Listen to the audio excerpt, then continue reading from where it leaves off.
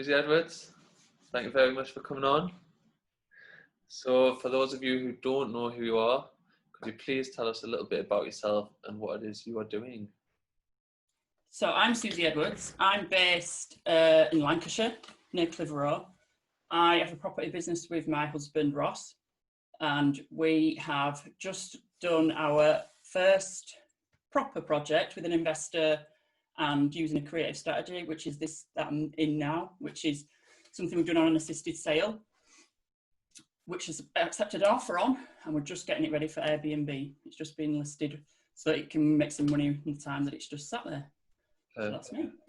And what about the Women's Vision Collective that you set up last year? Was it last year or this year? Last year. Last year, 1 year ago, I've just had our first birthday. So I co-founded let me just change it, a group called the Women's Vision Collective, because I felt a bit called to make a space on not just Facebook, but generally for women to connect with themselves, with each other, with nature.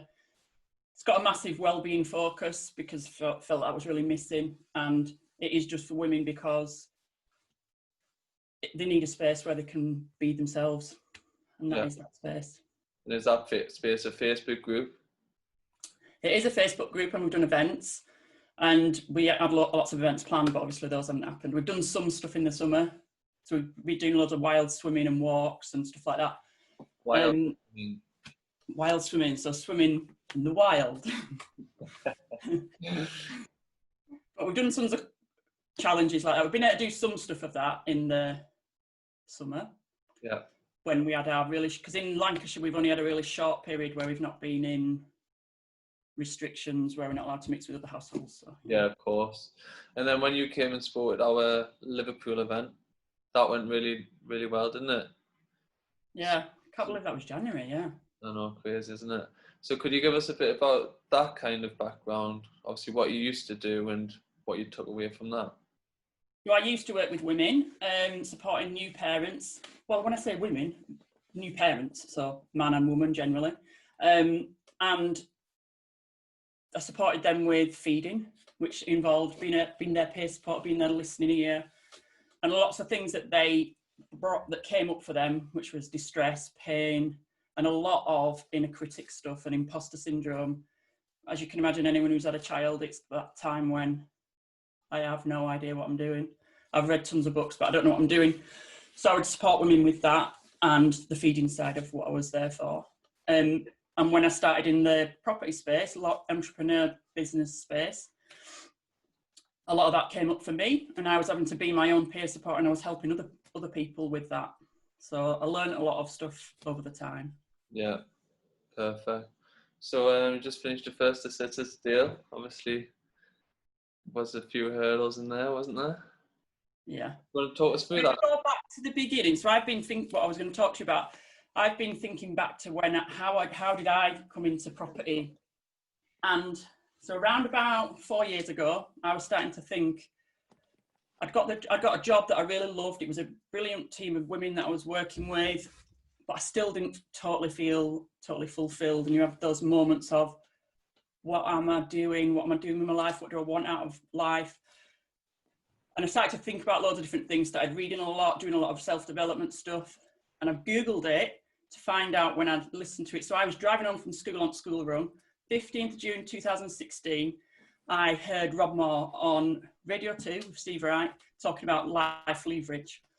So I thought, I like what this guy's saying. Read his book, loved it, and then started listening to Disruptive Entrepreneur, his podcast, which is not property really based. Listened to a lot of that, did a lot of self-development, a lot of reading, read Rich Dad Poor Dad. A lot of people start with that book. Read it and thought, this is like us, we are fuckwits. What have we done with our lives? We are doing what he's saying. We just got more money. We've bought a bigger car, bigger house, nicer holidays. We need to get a grip here and we need to start asset building. So then I started listening to a bit more of Rob's content on property, and then found myself a couple of years later on a discovery day, whatever they do, the 3 days where they get you there to try and sell you the course. So we found ourselves on that. And when we started to think about why we turned up there, we thought, so my Ross does sales, is away a lot, not more recently, but he's away a lot. He works really hard, 7 days a week sometimes, travels all over. And we started thinking, do we really want this for us? We need to think about our pensions. We've got nothing. We need to start thinking of the future. So a lot of, really, if you unpick that, it's worry, anxiety, it's fear of the future, it's fear of the future that's ruling my present. So that's how we ended up there. We didn't book on straight away, but we did I did a course later on that year. So in the summer, late summer of 2018, went off from that course to my first PPN. Oh yeah, there's a PPN. Saw this speaker there. So I'd gone off and done loads of research on buy-to-lets. I thought, right, this is where you start, buy-to-lets. I found a few properties. We started putting offers in, all that kind of thing. Went to my first PPN and there was this guy there talking about HMOs. And he was going to do this really good HMO course. And I started to think, oh, so I was dead naive, knew nothing. So we went along to his discovery day, ended up booking on his course. While we were at his course, we had actually had an offer accepted on a buy-to-let, which we'd seen. But we talked ourselves out of it because we were like, oh no, this guy knows what he's on about. This guy's built a massive property portfolio really quickly. We can do this. Let's do this. So then we put our tunnel vision glasses on and we looked for HMOs. That was all we were interested in. I know you had a similar experience of that. And we totally bought into this whole thing. So we went there and then I met lots of people along the way with this fear, worry and anxiety. And we had a catalyst. So a lot of people that I've met, there's a catalyst that's pushed them there, which could be, for us, it was loss and grief that we were going through. We were trying to push ourselves into this new property world because we had all these fears, which we didn't categorize them as fears at that time, but they were fears of the future. So we had this catalyst that pushed us there, like, let's look to a brighter future. This is something good. And a lot of people I meet have a similar or different or other event in their life. It might be they might lose their job, redundant, break up in a relationship, a marriage. They might have an illness. There'll be something that triggers them to buy into why have I ended up in this room with all these people? And all the people at those events, so especially the bigger property companies, when you walk in, so me and Ross met doing holiday repping. So what we used to do was, as soon as people coming off that coach, aeroplane, as soon as we walk through the doors onto the coach, they're yours, your guests, and you are going to get them to book. We primarily worked in Magaluf. Ross had worked in Ibiza. Those people might come with a grand spending money. They're going to spend that money with me. I'm going to convince them that they couldn't just go out and bars on their own and clubs, it'd be good. They need to come with me. And so you start building that straight away as they come through. You build that FOMO, that connection, that you start triggering their fears of why they must come out with you on bar crawl. They can't just do it on their own.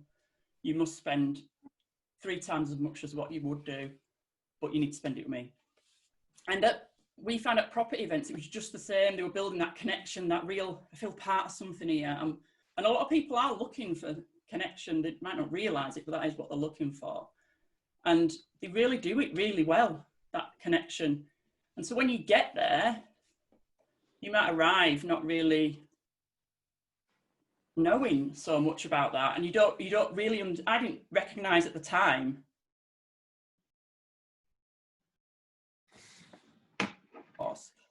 But that is the reason. That is the actual reason. And they use that as part of their sales strategy to trigger off that fight or flight response.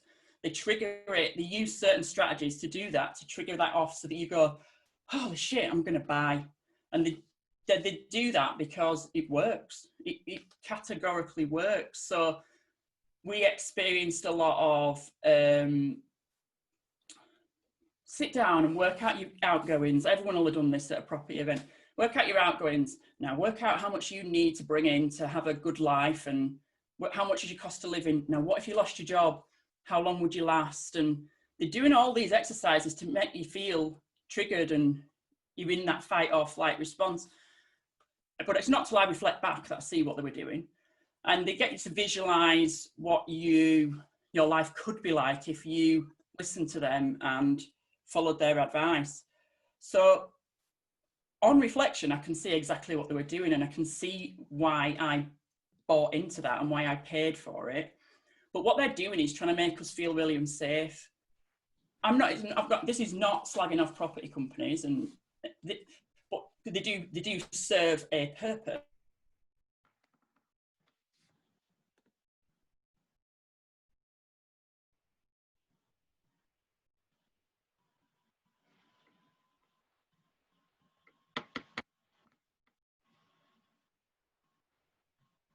Tenfold, because they're asking for a lot of money to do what you could find in a book or a podcast. We both know that now, but we didn't know that at the time. But then when you're there and you buy on the course, you think, all right, I've fixed the problem now. I've found a solution. I'm fixed. I don't need to worry about that thing that I was worrying about. I'm just going to do what they say. And then they say, go and share everything you do on social media. So you do that. You follow like a little good person. You follow off exactly what they do. You don't realise they're making you do that so that you sell their community and their courses to other people. So that's all you're doing, really. Yes, you're getting traction and you're gathering investment and stuff like that, but really, you're just selling their company. That's all they want you to do. You're just a product. And so as much as they can get you to do that, they'll make you do it. And for me, sometimes some of that made it even worse, because you would be out on social media. When I first went to Progressive, because I signed up to their VIP thing, we'd just done quite a lot of social media. We'd took part in their challenges. Ross had won that challenge. We'd met with you guys and we did a lot more social media. Literally, people were like, I remember one guy were like pushing people out of the way to get to me. He went, "You're a legend. You are amazing." Like, really? Like, that feels a bit odd. I haven't even done it yet. But except for gone on social media and talked about it a lot. But that's fine, and it's got its place. But inside, that fear that you had, and the reason that you felt you weren't good enough to do it on your own, so you had to pay someone else to tell you what to do, that don't go away, because that makes it even worse. You feel even more like an imposter, because other people think you're amazing and you must have a massive portfolio, but you know that you're not. So you back into that, like, that fight or flight thing again. And if I'd have known then, but you're not going to know then, are you? You only know what you know at the time.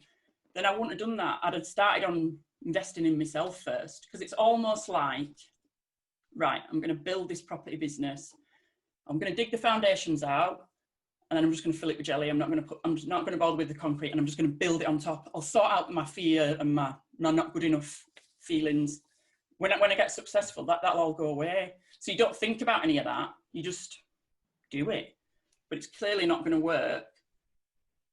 So I think with fear and that not feeling of not good enough, people respond in different ways. So you've got the fight, flight, or freeze. You can do one of those three things. I've done all of these. So you've got fear in the middle. So you might overwork. So you might go away and just literally work all the hours. You can view 1 million properties. You're on social media all the time. You're meeting up with people all the time. You're doing literally everything you can. You are going to do this because you're going to prove your worth. You're going to ignore that feeling of not good enough. You'll just carry on. And if I invest enough time in this, and if I put enough effort in, surely it's going to happen. And you tell yourself, I'm that person, I get shit done. I love multitasking. I am good at this. Swallow down those awful feelings of I'm not good enough. You just keep on it. But then you just got little energy for your actual life, and you just burn out. And you just get frustrated because the reward just doesn't seem to come. You seem to be putting all this effort in and it don't come. And you've got no time to enjoy kind of any of it. And you're just like overworking it all the time. Kind of because you think you're not good enough, but you don't actually know that. Or then you've got the other end of the spectrum where you just freeze, you're just analysing, viewing, doing due diligence, looking at everything, and you just end up actually unconsciously catastrophizing. Everything's a catastrophe everywhere you look. We did this on that first buy-to-let that we had. We did that. We were like, oh no, when we talked ourselves out of it. And then you just like overwhelmed, you're worn out, you just got no energy to follow through anything. You're just in that cycle of procrastination and analysis. You're just not even doing anything. So you end up feeling like really disappointed. And then you're like really ashamed because you're just like, well, I should know how to do this. I've paid a guy $3,000. Or and now I'm on this mentorship thing. Why am I not doing it? So the only reason you can come up with is that you're pretty shit at it. You're not good enough to do it. So you kind of in those are the extremes, obviously. Then in the middle, you've got flight, where you do fuck all. You just like, well, I've done the course, I've done this bit. It's not worked. Well, that's not me. So you kind of on all three for those spectrums, you just stuck. You're like in a cycle of stuckness. And I think it's because if you ignore those feelings of not being good enough, and you never actually confront them or deal with them, or even get aware of them, no matter how hard you try, you never will succeed, because you're really struggling against the rejection of your own self because you think you're not good enough. And I think we need to kind of sometimes disentangle that productivity and success from our own self-worth. We kind of think, if I'm really productive, today I've been really productive and I've had some success, that means I'm worth something. But that's bullshit. We're worth something just as people. We're humans. We're all human. And it can be hard to disentangle those two things. If you're really productive and you do really well, that doesn't mean you're worth any more than the person who doesn't. You're both doing the best that you can. That's what you do. But disentangling them two things is quite hard, because we live in a society, it's based on scarcity, isn't it? It's based on there's not enough out there for everybody. I mean, look at the world we're living in at the minute. It's like, it's based on that fear-fueling, anxiety-driven world where that's the norm. You just go to work for 40 years and you retire, and there is no other normal people, or a lot of people don't think there's any other way, when there is. But then if someone paints you this other way in like a lottery dream winning kind of concept, you buy into that. So we went into it thinking, right, we don't want Ross working away when he's 50, going around doing sales. We've got in a few years' time, we'd like to have built a property portfolio that is our living costs and would be okay. But as soon as we went into those things, we started to actually convince ourselves that we wanted him to give up work within a year. We even wrote a date down, because they made us write a date down. Write a date down. When are you going to sack the boss? When are you going to give him your work? We bought really into it. Like, oh yeah, we're going to have $5,000 a month coming in, and we're going to be able to do whatever we want. Actually, that's not what we wanted at all. We didn't want that at all. We did not want him to give up his job in a year, but we convinced ourselves that we did, because we paid these people who told us how brilliant this whole world was. And I think if you really think this is too good to be true, then it probably is. Like, due diligence is the thing that I've learned. I did no due diligence on my courses. I just went and booked them. And I booked them because other people around me were booking them, and I was like, oh yeah, I'm gonna do this. I feel really good about myself. And I've fixed that little nagging doubt that I'm not good enough in the back of my mind, because I've paid for my knowledge and I've paid for this, so I'm worth something. But in reality, it didn't make any difference. So I think what I've discovered, so this bungalow that I'm sat in now, right, we saw this has been empty for about 4 years. So we saw that at that time when I started to look into property, the self-development, whatever you want to call it. We'd seen it's been empty that long, and we'd just done a massive renovation on our own house. We thought, oh yeah, we could buy that and do it up. We had no idea about creative strategies. So we were like, we could buy that, do it up. It's kind of ironic that we've gone through a whole circle, and then this is actually the project that we've done. We'll probably stand to make the same amount that we've spent out on courses and mentorships to find out about an assisted sale, that had I known someone in my local networking community that is actually my mentor, that I paid thousands like this way to go and meet him, he could have explained that to me in about 10 minutes, probably. And we could have done that, but we didn't know that then. So we've kind of made the money back working out one strategy, which we ended up doing this almost, I'm quite like, I'd be embarrassed to share it on social media. Like it's like, because what you see on social media is not always reality. A lot of people don't actually post the reality. And we might be comparing ourselves with someone who is way further down the line in their property business than us. So why would we do that? So I think if you find somebody in property that you respect and the biggest learning I found is who to trust. There's so many people out there, a lot of them are just wanting to take your money or get something out of you. A lot of them are not, but I could probably count on my two hands the number of people that I meet and have seen that I fully respect and value their opinion and advice. I don't know, what do you think? How many people do you find the ratio of bullshitters and spinning you a load of crap to actual real proper people who know what they're on about? But it's not like just unique to the property space, is it? No, not all. Life, innit? So if I was to go to a knitting circle, get the same personalities and possibly the same ratios, and if I was to go to like a dog walking group, same crack, like just people, innit? It is people, and it's learning to trust those people. So my mentor, he bought his first flat in 1990, right? This guy has been... I was born. You were born that year. So he said, like, Susie, when I started doing this, buy-to-lets was this amazing, sexy new product that were out there. You couldn't do it before that. If you wanted to buy an house to rent out, you couldn't get a mortgage on it. That didn't exist. So it was a new product, and it was like really exciting, really, really like, we were like the cool people out doing it. Now people go, oh, vanilla, you're so vanilla, like buy-to-let's really boring or whatever. He told me categorically, and I believe him, and if you look around people that you know who've been in this business a long time, pretty much everyone's built their portfolio on buy-to-lets. That's where they started. They started at the beginning. They didn't go, hey, I've done a course. Now I'm going to convert this massive commercial building of offices into flats. Like, they didn't do that. They built it on buy-to-lets. You had Daniel Salvato. He's done the same thing. He's built it all on buy-to-lets. So he's quite a young guy, but he's not gone with the crowd, and he's just doing it. He's doing the building blocks of setting up a property business. It's like they all start out there.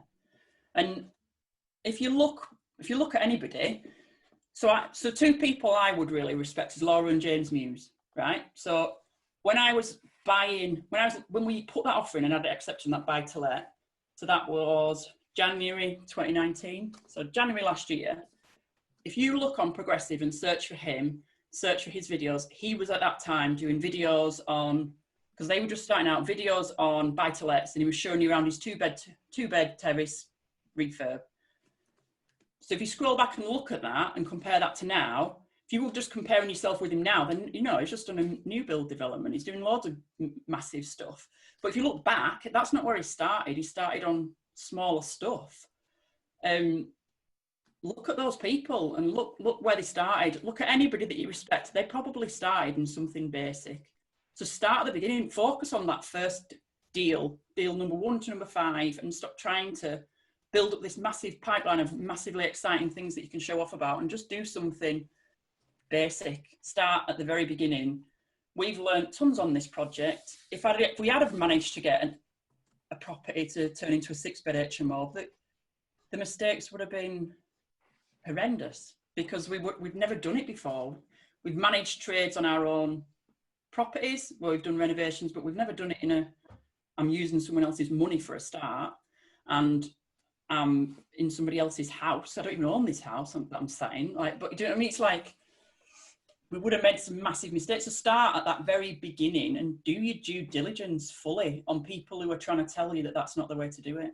Because if it seems too good to be true, I just don't. It probably is. I think I've just definitely discovered that most of the good mentors are probably not on a stage selling you their service.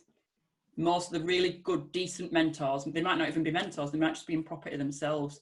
All the people that I respect and have got good advice from, they didn't stand on a stage and sell me it. They didn't tell me, they didn't try and make me have a business that I didn't want.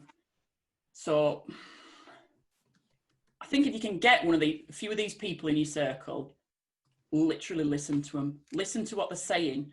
So we met up with a guy, so before we even went on any courses, Ross knows a guy that he worked with in Magaluf.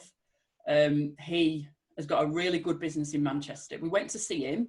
He does tons of stuff, but he's from really close to where we live. We showed him the buy-to-let that we were going to buy, and he went, "Yeah, it's good and solid. It ain't gonna make you millions. It's a couple of £100 a month."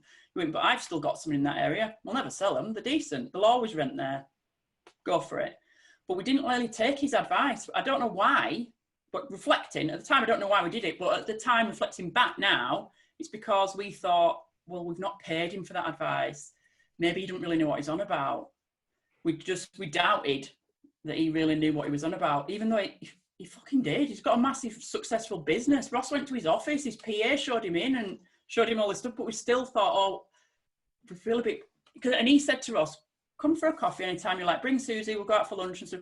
But he felt a bit like cheeky, so he didn't do it. He didn't listen to him, and we didn't buy it. Instead, we went and sat on a course and signed up for a mentorship with someone else who told us something totally different, because we thought, this guy knows what he's on about. He's done like 20 properties in 2 years or some thing that he said. And this is the way. Don't buy-to-lets is boring. Don't do that. And we believed it. But I think if you can find someone, properly listen to them. Don't think about what you're going to say back to them. Actually listen to what they're saying, because probably most of what they're saying is good, honest advice, and it'll get you started. It'll get you through that first deal barrier, which I think loads of people find themselves in. 1 year, 2 years, even 3 years after doing courses and paying for mentorships, they're still nowhere because they're stuck in that fight or flight or freeze. So I think before you start running off into, right, I'm going to go on another course, I'm going to go on another mentorship, that will fix it, because you've never actually really confronted the "I'm not good enough" feeling that we're down there in the first place, which made you do it. Actually sit down and think about what you want out of property, not what some guy's telling you, this living the dream, you'll be on £5,000 a month in 12 months and HMOs is the way to go. Don't listen to that just think about what you actually want. So somebody else in property that I rate is Fiona Talbot. So you might see her around. She categorises property investors into 3 different people. I first heard of her on Be Your Own Bank. She's that Australian woman. She's been property investing for about 22 years. Solid, good advice. She splits property investors into 3 categories. So you're either a lifestyle investor, so you want to build up some assets to generate some income so that you can go off and live your life the way you want to, whether that's moving careers into a different job or doing something else or going on holiday all the time. That's okay to be that person. Or you might be a landlord, you're really hands-on, you've got massive bunches of keys everywhere, you manage all your tenants, you sort all the maintenance, you love this big team, so you're like a landlord. Or you're a property company, like Propco is what she calls it, where you're building up lots of different assets. You are building a huge business of property and you live and breathe it, and that's what you do. You've got loads of systems in place. So you're not actually on the ground dealing with people's problems. You've got loads of people set up to do that. Work out which one of them you are. So we are lifestyle investors, especially currently we are. That is our dream, to get the living costs covered so that we can have more choice over what we do with our time. So we can do other careers. Ross can choose whether he wants to do that job or do a different job. That is what we are. There's no shame in that. I don't want to build a massive legacy empire. Currently, that's not what I want to do. I just want to cover my living costs and a bit more so that I can choose what to do. So when you're watching a lot of webinars and things, you do get swept up in, oh yeah, I want to be doing that. I don't. I'm all right with that though. And I think it's getting all right with that, because we'll have loads of people who'll say, you've got to be super passionate about this. If you're not living and breathing it, then you don't want it enough. And really pushing you forward. Like, well, actually, that might be you. That's not me. I don't want to do that. And I'm okay with that. But you can't really get there until you've addressed that I'm not good enough thing, because you're just comparing with other people all the time. So I think it's good to have like big goals. Don't get me wrong. I think it's good to have those big goals, but sometimes you can be invested so much in the future that you forget where you are now, and you're not focused on the right here, the right now, and getting that first deal, getting that first property. And you, oh no, I'm not going to do a buy to let. That's a bit embarrassing. Like, people will think I'm a joke. Who are these people? Like, and do you really give a shit? Like, you've just bought your first buy to let, haven't you? Yeah. And some people would go, oh, it's just a little, he's only bought a little buy to let. What's that? Like, but this is your first proper investment. Like, yeah, and have it like you say, having been around the block, like I started with a 5-bed HMO, which was just a nightmare from start to finish. Still got like three rooms empty. Like, just to buy lets, man, so easy, but like so overlooked. so like, every decent property investor would still buy a buy to let. Yeah. If they found a decent one, why wouldn't they? Of course they would.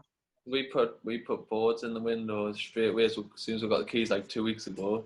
And then since then we've had like 6 responses from just those boards. People wanting to move in. Like, demand for them is just ridiculous. It's basic. When we say basic, but it's straightforward, solid properties that will always rent out. Low hassle. You know, like I always think we thought, oh, we've got to do HMOs, we've got to do this. Well, actually, if I'm a lifestyle investor, that's a really bad choice, because a lot of the cash flow comes from managing it yourself. Well, I don't want to do that. Why would I want to do that? I don't want to do that. I started looking in rent to rents. I was like, yeah, this is what we're going to do, Ross. And it was not till lockdown. So lockdown, this for me has been a gift. It's been like, right, let's reassess where actually are we. This house was almost, the legals were almost done when we went to lockdown. And I saw from every angle people going, worst time ever to do a flip, worst time ever to do assisted sales. Why would you do that? The market's going down, it's going to be shit. And we were almost on the cusp of signing this up. And I turned to my mentor and went, I'm thinking, sack it off. And he went, no. And he talked me down and gave me all the proper, and because I was like, but that was my fear. And my fear was all kicking in again. Like, everyone, we're going to make a right fuck up of this. Like, we're going to lose money. We're not even going to make any money. Because everybody were telling me, everywhere I heard, all I hooked onto was a really bad time to do a flip. A really bad time to do assisted sales. It's, you know, a dodgy time. As it's turned out, it's a buoyant market. We had tons of viewings and got an confirmed offer within 3 weeks. We had an offer on day one. It's turned out to be the good. And my mentor, after 30 years in it, was like, the area's solid. We've looked through the due diligence. You've done your figures.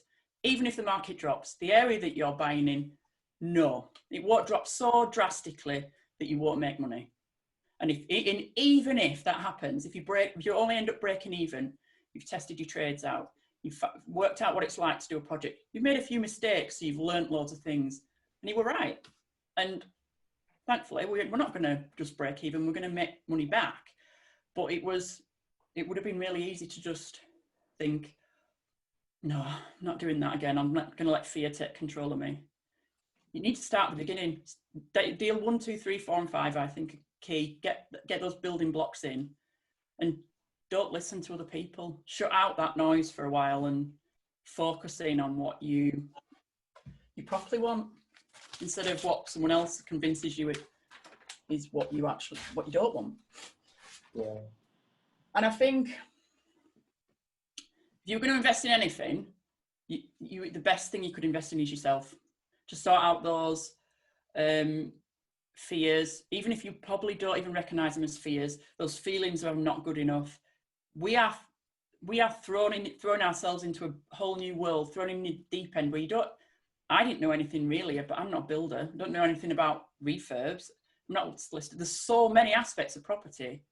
Nobody would know it all. Absolutely nobody would know it all. And really experienced property investors don't know it all. They're not an architect. They're not a planner.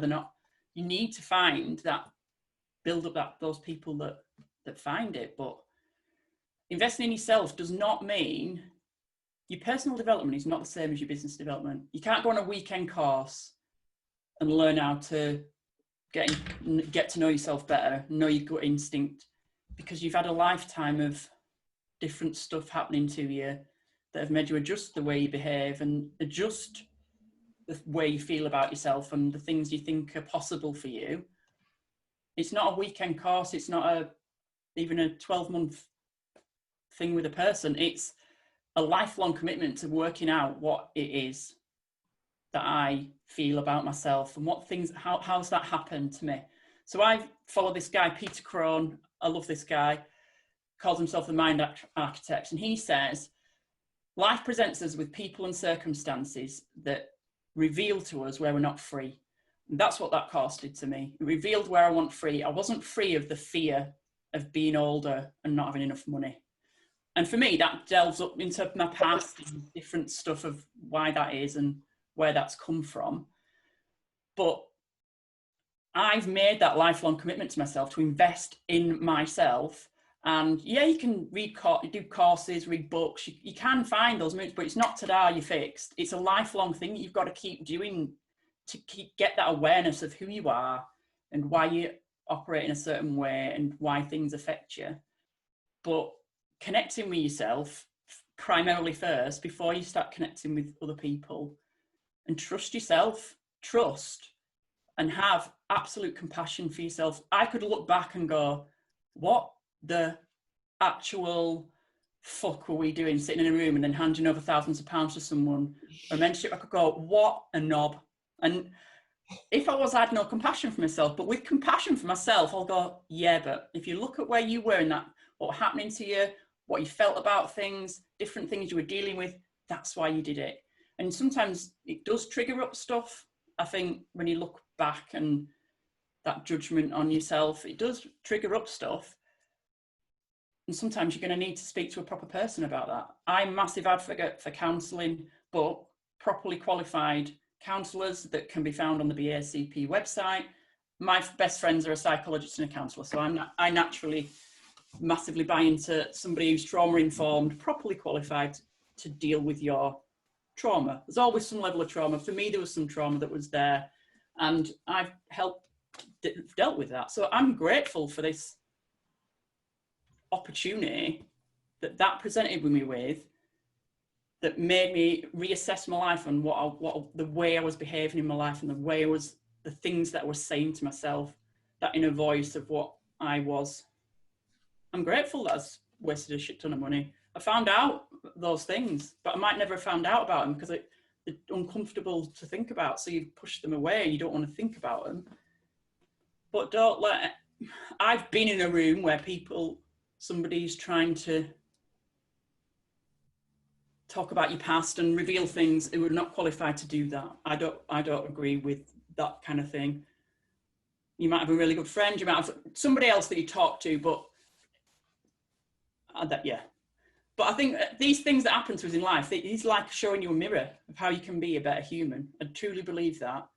Bad or good things that trigger something in you. So like, I don't know, if you're on social media and after this, someone comments on on this post and goes, what a silly bitch. She knows fuck all what she's on about.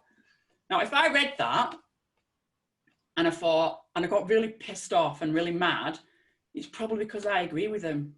But if I read that and I don't believe that, I won't get really angry. But when you put your compassion glasses on and you look at people with compassion, I think, maybe he's lost his job. Maybe he's a man, so, feel sorry for him. Like maybe something's happened to him to make him be like that to me.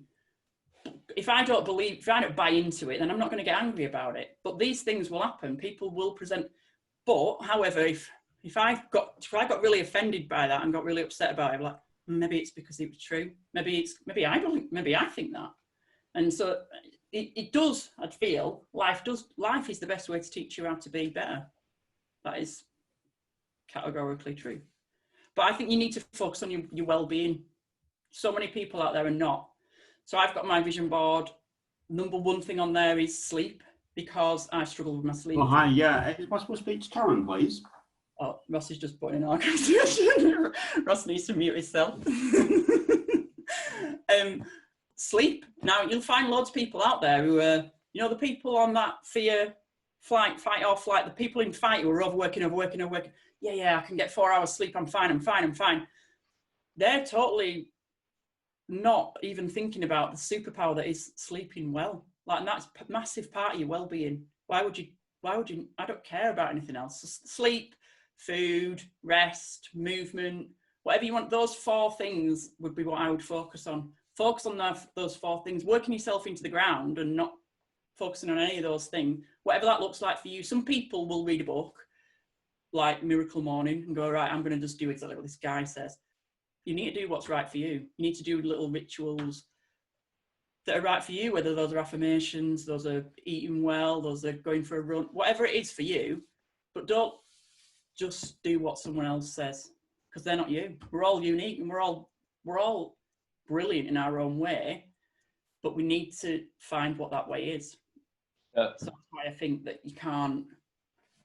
And I think sometimes you need to just give yourself a bit of compassion and a bit of space to do stuff that, like I started the Women's Vision Collective.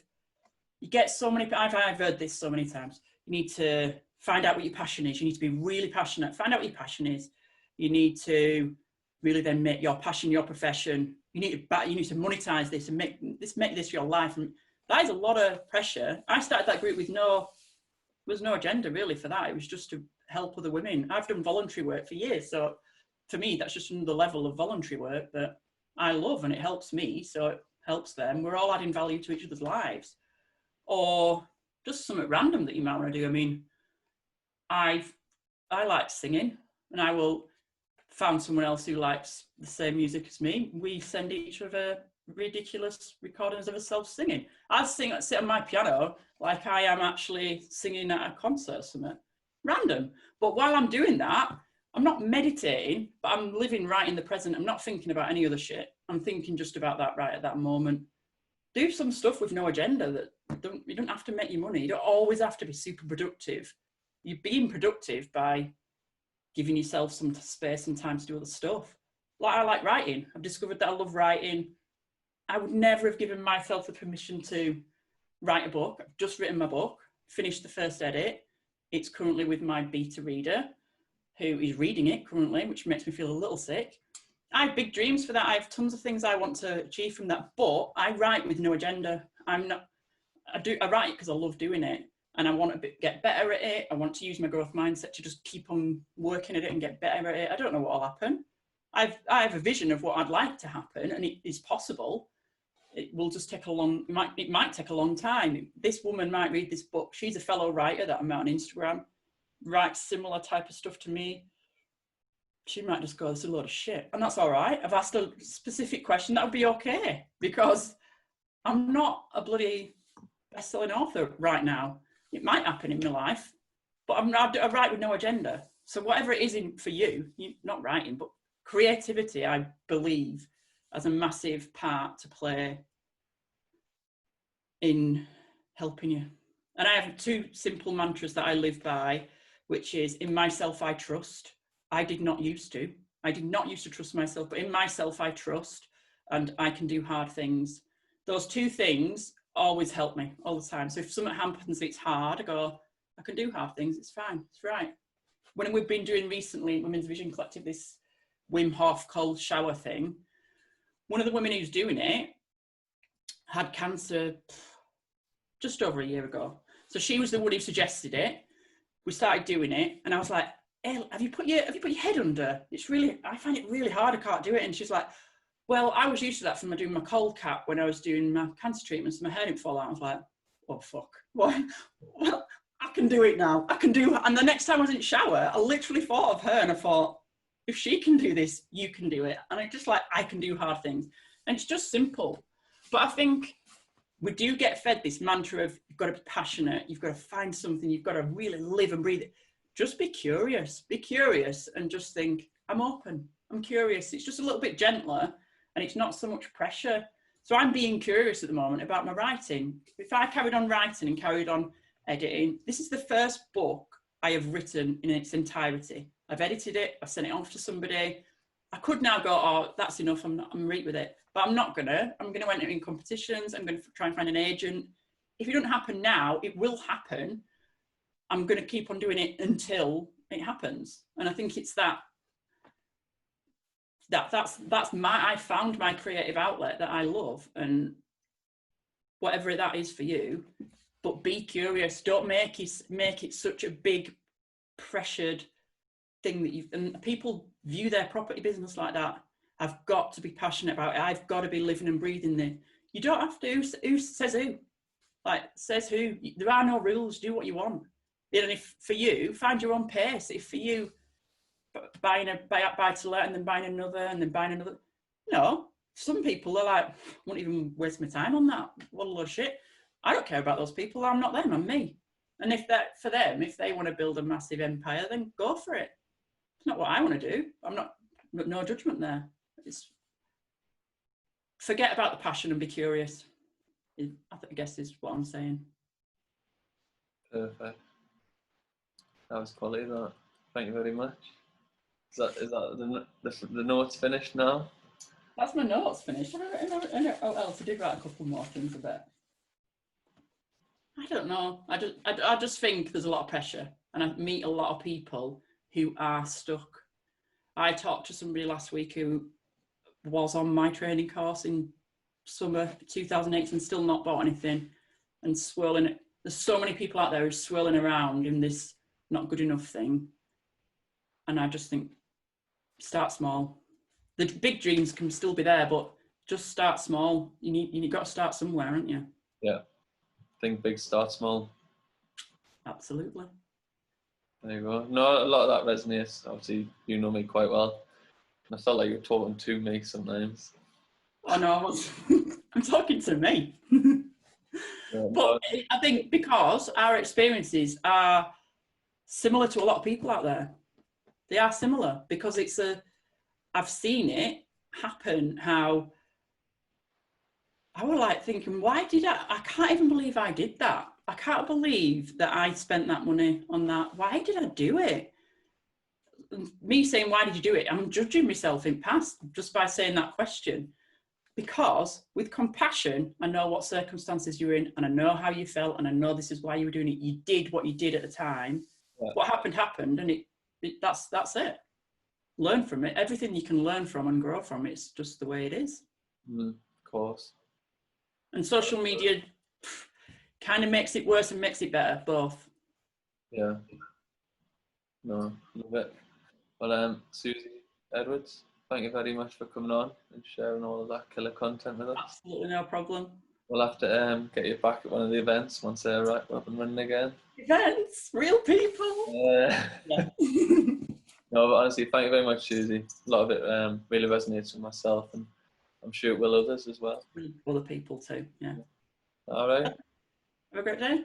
You too. See you later. Rendezvous.